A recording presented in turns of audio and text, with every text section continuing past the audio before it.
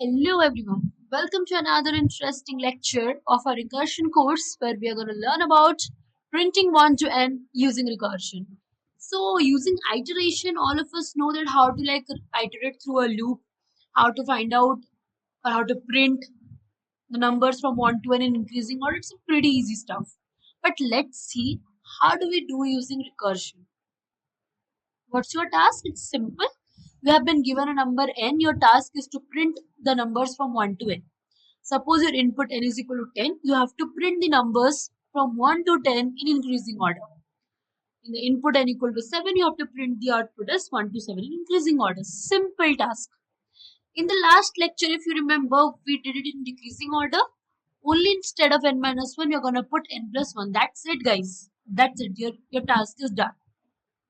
It's same as the previous lecture, but only in place of n minus 1, when you're calling the recursion, you have to call and the parameter should be n plus 1. That's it. Okay, so you already know how to do. So now let's code. Your time complexity should be big of n and auxiliary space should be big of n. Let's see our method 1 of printing numbers from 1 to n. Let's go to VS Code, open new file. Now 1 to n using recursion. So create a file. Oh, sorry, I didn't. Let's delete the code. Use the Python code here. Python extension 1 to n. Let's write this using recursion. Using recursion. Let's write the code. Let's use a class called recursion. Another method of writing the code. Let's print df print numbers if n is greater than 0, the base case. What are we going to do? Recursion, we have a class called recursion dot print numbers, the recursive for n minus 1. Then let's write the print m. Here we are using another variation. We are using class here. It's something different. The class, what is a class? A class is basically a module which consists of, which encapsulates everything together. Then let's write the driver code. Name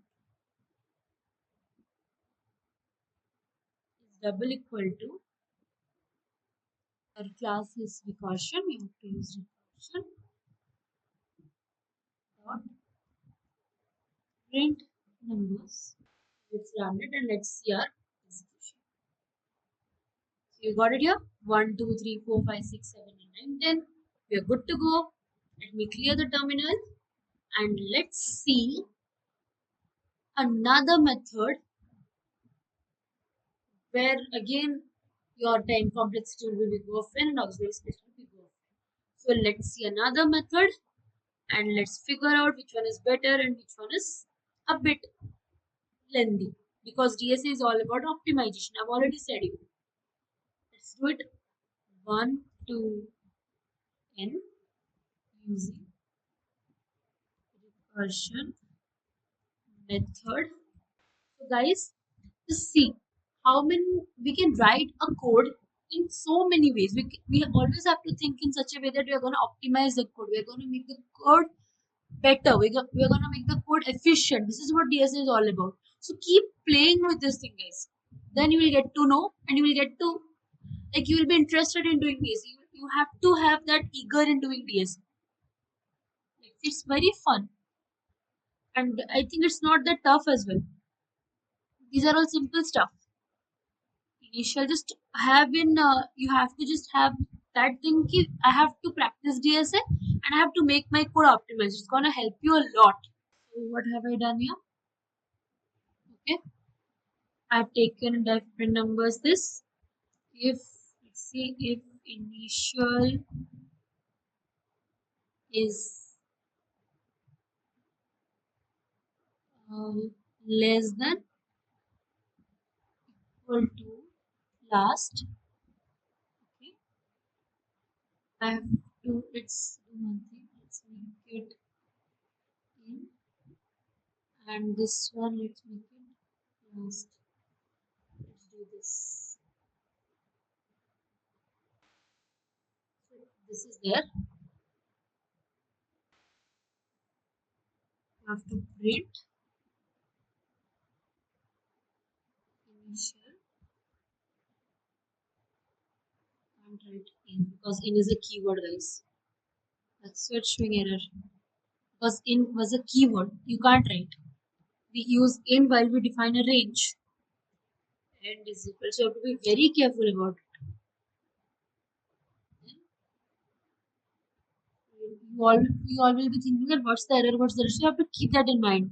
That you should not write keywords as variables. So that's the thing you should keep in mind.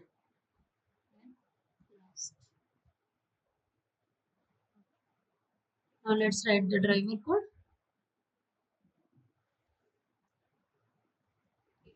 Name is double equal to main.